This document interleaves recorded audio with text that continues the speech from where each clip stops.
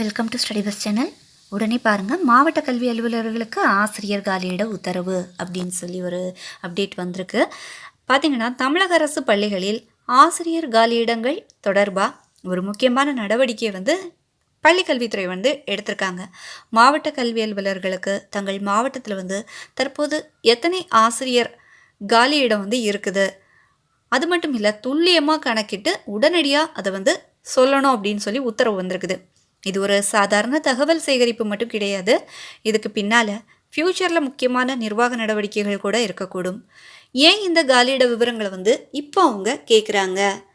எல்லாத்துக்குமே இது ஒரு கேள்வியாக இருக்கும்.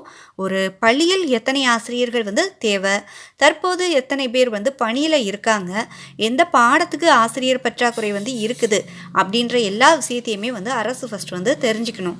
இந்த தகவல்களை அவங்க சரியாக தெரிஞ்சுக்கிட்டால் மட்டும்தான் அடுத்த கட்ட முடிவுகளை அரசு மேற்கொள்ள முடியும். உதாரணமாக நீங்கள் பார்த்தீங்கன்னா, ஒரு மாவட்டத்தில் இப்போ கணக்கு டீச்சர் இருக்காங்க, அதிகமாக காலியாக இருக்குன்னு வச்சுக்கோங்களேன். ஒரு மாவட்டத்தில் கணக்கு டீச்சர் அதிகமாக காலியாக இருக்காங்க. அந்த மாவட்டத்துக்கு முன்னுரிமை அடிப்படையில் ஆசிரியர்களை நியமிப்பாங்க. ஓகேவா?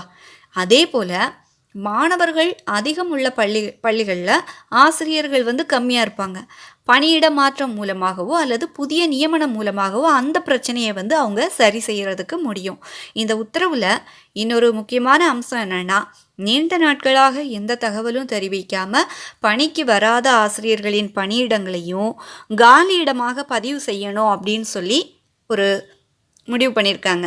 இதன் மூலம் உண்மையில் காலியாக உள்ள பணியிடங்களின் எண்ணிக்கை அரசுக்கு தெளிவாக கிடைக்கிறதுக்கு ஒரு சான்ஸ் இதுதான். ஓகேவா? இந்த நடவடிக்கையால் என்ன பயன் எல்லாத்துக்கும் அப்படின்னு சொல்லி நமக்கு கேள்வி இருக்கும். ஃபஸ்ட் பார்த்திங்கன்னா, அரசிடம் துல்லியமான தரவு இருக்கும் இந்த கணக்கெடுப்பு மூலமாக. அதன் அடிப்படையில் பார்த்திங்கன்னா, ஆசிரியர்கள் தேவைப்படும் இடங்களை அவங்க எளிதாக கண்டுபிடிக்க முடியும். ரெண்டாவது என்னென்னா, பணியிட மாற்றங்கள் மிகவும் திட்டமிட்டு நடைபெற வாய்ப்பு இருக்கும். மூணாவது என்னென்னா, புதிய ஆசிரியர் நியமனம் மேற்கொள்ள வேண்டிய அவசியம் இருந்துச்சுன்னா அதற்கான அடிப்படை தகவல்கள் ஏற்கனவே தயாராக இருக்கும். ஓகேவா? அந்த கணக்கெடுப்பெல்லாம் பண்ணினதுனால. அடுத்தது என்னென்னா, ஆசிரியர் வேலைக்கு தயாராகும் தேர்வர்களுக்கு இது என்ன அர்த்தம் அப்படின்னு பார்த்தீங்கன்னா, இதை செய்தியை பார்த்த உடனே நம்ம உடனே வேலைவாய்ப்பு வருது அப்படின்னு சொல்லி முடிவு செஞ்சிடக்கூடாது. ஆனால் காலி இடங்களை அரசு முறையாக கணக்கெடுக்க ஆரம்பித்திருப்பது ஒரு நல்ல நிர்வாக நடவடிக்கையாக இருக்குது. ஒரு நல்ல ஒரு தொடக்கமாக இருக்குது எல்லாத்துக்கும். ஓகேவா?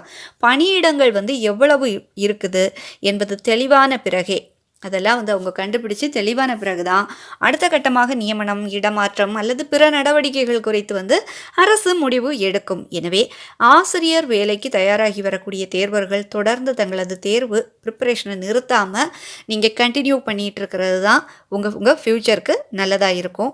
என்னுடைய பகுப்பாய்வு படி என்னென்னா, எந்த ஒரு பெரிய ஆசிரியர் நியமனமாக இருந்தாலும் அதற்கு முன்னாடி அரசுக்கு காலியிட விவரங்கள் முழுமையாக தெரிஞ்சிருக்கணும். அதனால் இந்த உத்தரவை எதிர்கால திட்டமிடலுக்கான ஒரு ஆரம்ப கட்ட நடவடிக்கையாக தான் நம்ம எல்லாரும் பார்க்கணும். இருப்பினும் இந்த உத்தரவு மட்டும் வச்சு உடனடியாக பெரிய அளவில் ஆசிரியர் நியமனம் நடைபெறும் அப்படின்னு சொல்லி நம்ம உறுதியாக சொல்ல முடியாது. அதற்காக அதிகாரப்பூர்வ அறிவிப்பு வெளியான பிறகே அது உறுதி செய்யப்படும். ஆனால் தற்போது எடுக்கப்பட்டுள்ள இந்த நடவடிக்கை அரசு பள்ளிகளில் ஆசிரியர் தேவையை சரியாக மதிப்பீடு செய்யும் முயற்சியாக பார்க்கப்படுது.